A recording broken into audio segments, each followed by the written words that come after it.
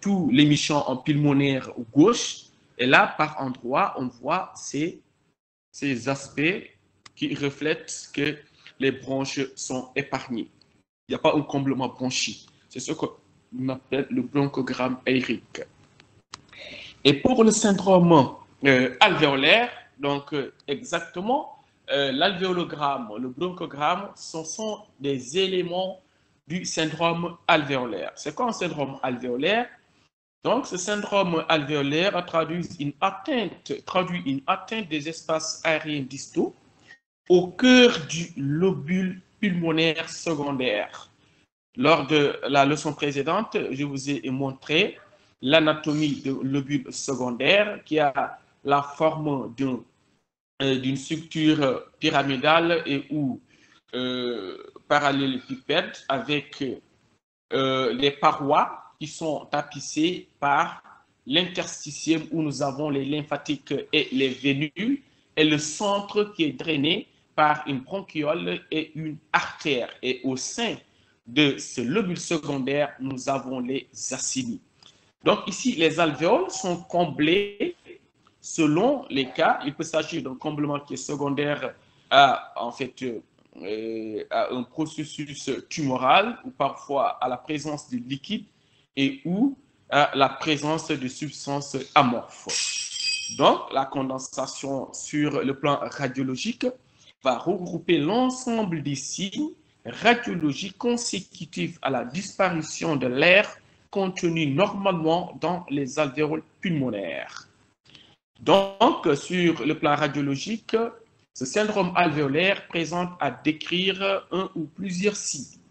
Nous avons un comblement qui a des bords flous ou nets, des opacités qui ont tendance à la confluence, mais ne franchissant pas les sussures. Les opacités le plus souvent sont bien systématisées, à sommet hilaire et à base pleurale, reposant le plus souvent sur la sussure. Le bronchogramme et l'alvéologramme peuvent être individualisés. Au maximum, si l'atteinte est bilatérale, ces opacités alvéolaires vont donner un aspect classique en aile de papillon. On peut y retrouver des nodules alvéolaires et ou acinaires arrondis, flous, aux bordures des opacités confluentes. L'élément caractéristique qui est très fondamental, surtout dans le cas de la prise en charge, c'est l'évolutivité de ces anomalies. Ce sont des lésions qui ont une évolution rapide. Donc, vous allez avoir une modification de ces opacités entre deux radiographies standards réalisées à l'intervalle de 48 heures. Donc, ici, pour exemple, ce patient qui avait un syndrome infectieux, au début, il n'y avait pas de syndrome alvéolaire sur la radiographie. Quelques heures après, la radiographie montre un épaississement de la sussure, une sussure qui apparaît anormalement nette. Et au bout de 24 heures, on voit ici une opacité de tonalité hydrique au sein de laquelle on parvient à identifier une structure plus ou moins claire, c'est-à-dire une clarté au sein de cette opacité qui est bien délimitée ici par la petite sussure. Et à un stade beaucoup plus évolué, 4 jours ou 112 heures après, on a une opacité qui occupe la quasi-totalité de l'émission pulmonaire, mais épargnant les sommets et les bases. Donc, cette opacité est bien individualisée ici par le scanner qui permet de poser ce diagnostic avec aisance. Ici, on voit cette condensation alvéolaire et au sein de cette condensation alvéolaire, on retrouve ce bronchogramme aérique. Le même aspect qui est retrouvé ici et là, on peut agrandir. Les étiologies sont nombreuses. Le plus souvent, il s'agit de la pneumopathie bactérienne ou virale, encore appelée donc pneumonie franche lobaire aiguë. Donc, dans l'œdème pulmonaire avec l'aspect en aile de papillon.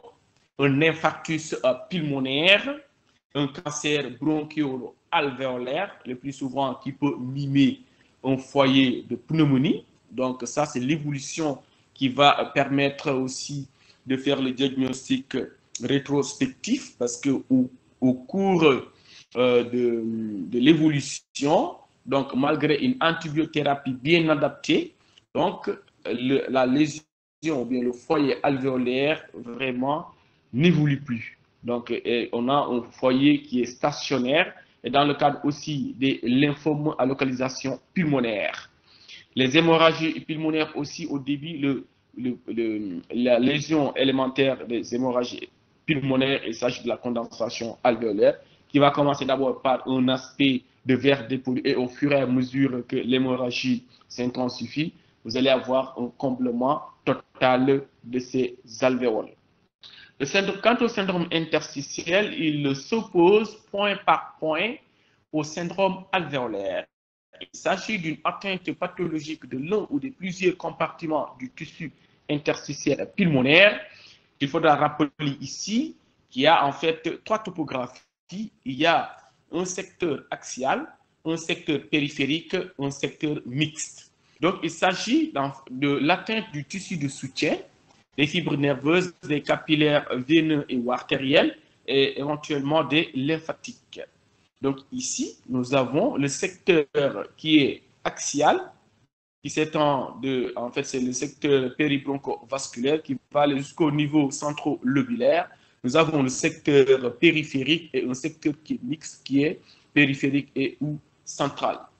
Donc, il s'agit de l'augmentation de l'épaisseur de ces structures interstitielles qui permettra de les voir sur une radiographie. Lors du cours précédent, je vous ai dit, parmi les critères de validité d'une radiographie standard, il y a la pénétrance. Et la pénétrance est jugée sur l'existence, c'est-à-dire en fait, on poursuit la trame bronchovasculaire jusqu'à 1,5 cm de la périphérie. Et la visibilité de la trame bronchovasculaire au-delà de 1,5 cm est synonyme d'un syndrome interstitiel. Donc, elle peut être consécutive soit à une infiltration liquidienne par stase veineuse ou à un engorgement en cas de lymphangite métastatique et ou une prolifération cellulaire ou du tissu anormal tel que les granulomes et de la fibrose. Quels sont les aspects en imagerie? Les aspects sont variables. On peut retrouver un aspect réticulé, nodulaire ou réticulo-nodulaire et parfois une opacité en verre dépoli. Je tiens à préciser ici que cette lésion élémentaire n'est pas propre de l'atteinte interstitielle. Parce qu'au début, on ne peut pas faire la différence entre une atteinte interstitielle et ou une atteinte alvéolaire. Donc, le plus souvent, ce verre dépoli peut être retrouvé dans le cadre d'un syndrome interstitiel, mais également dans le cadre d'un syndrome alvéolaire. Et c'est une lésion élémentaire qui n'est retrouvée qu'au scanner. À la radiographie standard, on ne peut pas voir le verre dépoli. On reviendra sur sa définition. Donc, ces opacités sont masquées par un syndrome parfois alvéolaire qui s'est associé parce que l'atteinte n'est pas le plus souvent sélective. Donc, il n'y a pas une frontière nette entre l'interstitium et les alvéoles. Vous conviendrez mieux avec moi que l'interstitium, c'est le tissu de soutien du parenchyme pulmonaire. Donc, les alvéoles sont enfouies l'interstitium est enfoui dans les alvéoles. Donc, l'atteinte, au fur et à mesure que l'atteinte s'aggrave, donc ça peut toucher en même temps les alvéoles. Donc, quels sont les signes? Il s'agit des opacités qui sont non confluentes, non systématisées, à limite nette et ne contiennent pas de bronchogramme aérien. Donc, il n'y a pas de topographie bronchique et ou vasculaire bien systématisée. Et le caractère fondamental ici est que ces lésions ont une évolution qui est lente. Donc, quelles sont les lésions qu'on peut retrouver, comme je l'avais dit? Les nodules, les micronodules, les opacités en verre dépoli, les kystes, mais également les rayons de miel.